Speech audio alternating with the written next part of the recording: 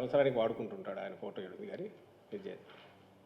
So మళ్ళీ ఈయన ఈ హామీలతో వచ్చినారు. దాంతోపాటు ఉచిత ఇసుక అని అంటున్నాడు. ఇంకొకటి నేనే చెప్తున్నాగా, ఉచిత ఇసుక అంట. ఏ రోజన్నా చంద్రబాబు నాయుడు హయాంలో ఎక్కడన్నా ఉచితంగా ఇసుక వచ్చిందండి? మీరు కూడా ఎవరన్నా అప్పుడు ఇల్లు కట్టుకోవచ్చు, ఇక్కడ మీడియా వాళ్ళలో ఉండొచ్చు, లేదా బయట నేను చెప్తుంటే వింటున్న వాళ్ళైనా ఉండొచ్చు. క్రేన్లు పెట్టి ఎట్లా పని చేశారండి ఆ రోజు? ఉచితంగా ఇసుక సప్లై చేయాలంటే క్రేన్లు పడవలు పెట్టి తీసి చేసిన వాళ్ళకి ఎట్లా గిట్టుబాటు ఉంటుంది? ఎక్సెప్ట్ ట్రాన్స్పోర్టేషన్ తప్ప ఇంకో రూపాయి పడకూడదు కదా. ఎక్కడన్నా దొరికిందా ఇసుక? ఆ రోజు అదంతా ప్రభుత్వానికి రావాల్సిన ఆదాయం అంతా వీళ్ళ జోబుల్లోకి వెళ్ళింది.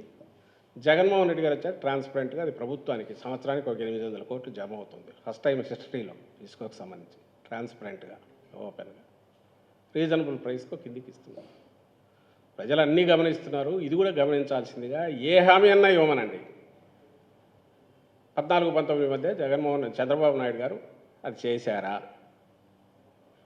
19-24 మధ్య జగన్మోహన్ రెడ్డి గారు తను చెప్పినవన్నీ పూర్తి చేశారా లేదా? ఎప్పటి నుంచి చేశారు? రెండవది, ఫ్యాగెండ్లో 4 ఏళ్ళు చేయకుండా మేము కూడా నవంబర్లో చేసిండొచ్చు, ఇంక్లూడింగ్ నంబర్స్తో సహా.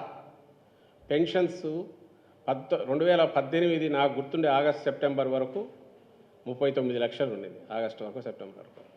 ఆ తర్వాత ప్రెషర్ విపరీతంగా ఉంది. మీరైతే మీడియాలోనే వచ్చినాయి అప్లికేషన్లు, లక్షలాది అప్లికేషన్లు తీసుకోవడము, అదేదో దాని ఒక దీనిలాగా కండక్ట్ చేసి జన్మభూమి కార్యక్రమం ఏదో అని పెట్టి ఎక్కడో దాన్ని తీసుకోవడము, వాటిని ఎక్కడ చెత్తబుట్టలో కూడా దొరుకుతుంది.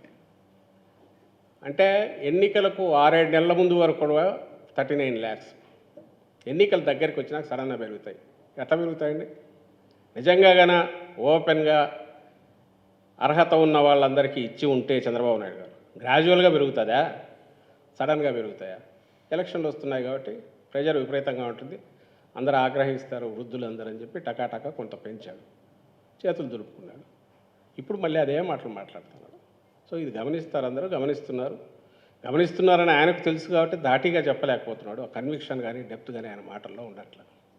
సార్, ఇప్పుడు ప్రతిపక్షాలు చాలామంది అధికారుల మీద ఫిర్యాదులు చేస్తూ ఉన్నాయి సార్ ఎన్నికల సంఘానికి. ఐఏఎస్లు కావచ్చు, ఐపీఎస్లు కావచ్చు. వాళ్ళలో కొంతమందిని ఎన్నికల సంఘం కూడా ఎన్నికల విధుల నుంచి తప్పించింది. ఇదంతా చూస్తూ ఉంటే ఎన్నికల సంఘం ఏమైనా పక్షపాత ధోరణితో వ్యవహరిస్తుందా, లేదంటే టీడీపీకి అనుకూలంగా వ్యవహరిస్తుందని అనుమానాలు ఏమైనా ఉన్నాయా? మేము అలాంటివి ఏమి, నేను ఇంతసేపు చెప్పింది అదే. ఎన్నికల commission is an independent body.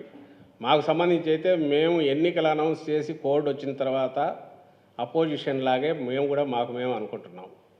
ప్రతిబంధకాలు అన్నీ ఉంటాయి. ప్రజల్లో ఉన్నాం కాబట్టి ప్రజలకు వెళ్ళి అప్పీల్ చేసుకుంటున్నాం.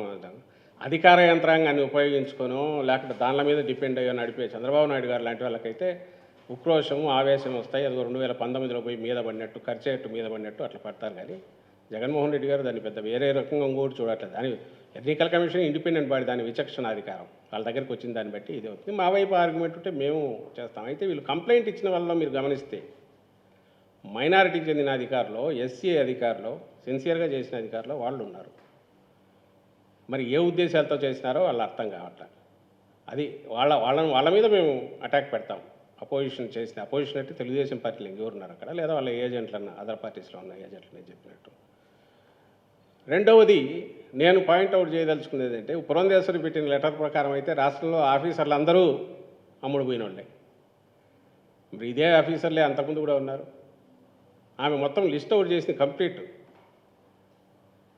ఇంకా వాళ్ళ కోరిక లేదా రామోజీరావు కోరిక వీళ్ళు కూర్చొని రాస్తుంటారు అనుకుంటా. టీడీపీ ఆఫీస్ నుంచి తయారవుతుంటాయి, రామోజీరావు ఆఫీస్ నుంచి తయారవుతుంటే ఇంకా వీళ్ళ దీంట్లోకి ఎవరైనా తీసుకొచ్చేసి ఏ మార్గదర్శి ఆఫీసో, ఈనాడు పేపర్లో మేనేజర్లను వాళ్ళని తెచ్చి పోస్ట్లో పెడితే అప్పుడు మనసు శాంతిస్తుందేమో, లేదా దీనికంటే భిన్నంగా ఏకంగా చంద్రబాబు నాయుడు డిక్లేర్ చేస్తే అప్పటికి వాళ్ళ మనసు శాంతిస్తుందేమో అనిపిస్తుంది. అంటే నువ్వు అధికారంలోకి రావాలనుకుంటున్న పార్టీ అయితే, మొన్నటి వరకు నువ్వు అధికారంలో ఉన్న పార్టీ అయితే, అప్పుడు ఉన్న సర్వీస్లో ఉన్న అధికారులే కదా ఇప్పుడున్నారు.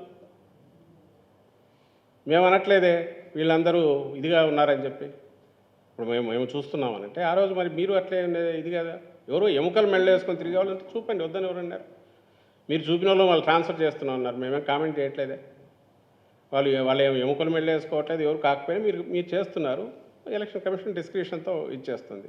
మేము దాని మీద కానీ ఎన్నికల కమిషన్ మీద కానీ మేము మాట్లాడట్లేదే. ఇట్స్ ఒక third party independent agency, constitutional body, దానికి రెస్పెక్ట్ ఇవ్వాలనే మినిమం ఇది మాకుంది, మీకు లేదు, తెలుగుదేశం పార్టీకి లేదు. ఇంకోటి కడప ఎంపీ విషయంలో షర్మిల గారు పోటీ చేస్తూ అవినాష్ రెడ్డి గారికి టికెట్ ఇవ్వటం వల్లే నేను కడప ఎంపీగా పోటీ చేయాల్సి వచ్చిందని షర్మిల గారు నిన్న ఇవాళ మాట్లాడుతున్న పరిస్థితి ఉంది. దాని గురించి దాని మీద కూడా ఇంతకుముందు చెప్పినట్టున్నాం.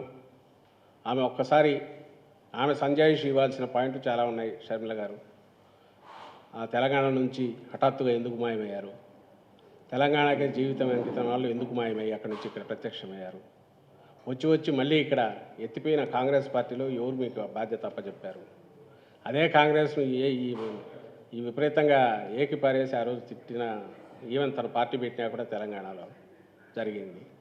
అలాగే తెలంగాణ ఇంట్రెస్ట్ నాకు ముఖ్యం, అవసరమైతే ఆంధ్రాతో కొట్లాడతానని కూడా అన్నారు. మరి అదంతా ఏమైంది? ఓ పెయిడ్ ఆర్టిస్ట్ లాగా ఎందుకు ఈరోజు మాట్లాడుతున్నారు?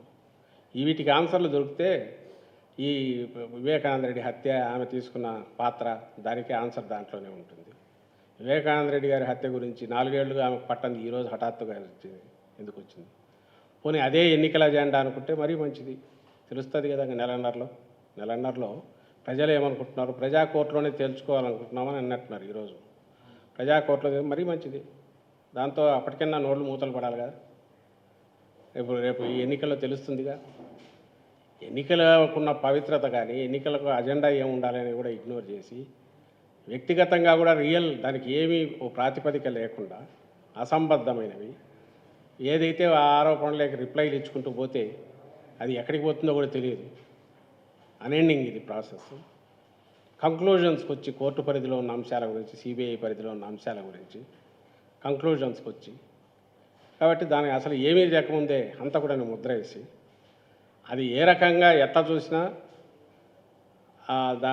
దానికి నేను ఇంతకుముందు చంద్రబాబు నాయుడు గురించి అనింది, జనం అంటే టేకెన్ ఫర్ గ్రాంటెడ్, ఒక అహంకారంతో కూడిన మాటలు తప్పవి. దాంట్లో ఎలాంటి సహేతుకత కానీ లేదా ఇప్పుడు ఏ సందర్భం అయితే ఎన్నికలు అయితే ఉన్నాయో వాటికి తగిన రకమైన ప్రాతిపదిక కానీ పార్టీ వైపు నుంచి ఉండాల్సింది లేదు. వేరే అజెండా వచ్చి వ్యక్తిగతమైన అజెండా, అది కూడా ఆమె అజెండా అని కనిపించట్లా. చంద్రబాబు అజెండా ఏదో అది ఆమె ఎగ్జిక్యూట్ చేస్తుంది, అందుకే పెయిడ్ ఆర్టిస్ట్ అని అనాల్సి వస్తుంది.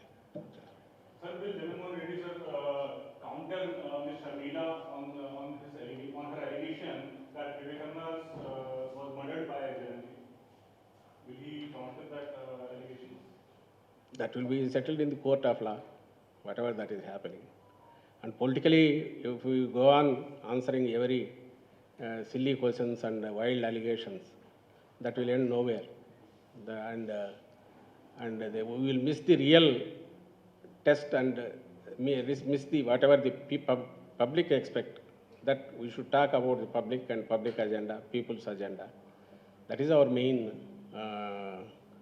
focus during the elections, and anybody's focus should be the same. That's what we feel. If we leave that and if we go on with a personal agenda, that will become a personal agenda, and whatever that is appropriate action that should be initiated, that obviously we will initiate. Our candidate as well as our party, we will initiate those actions. Okay.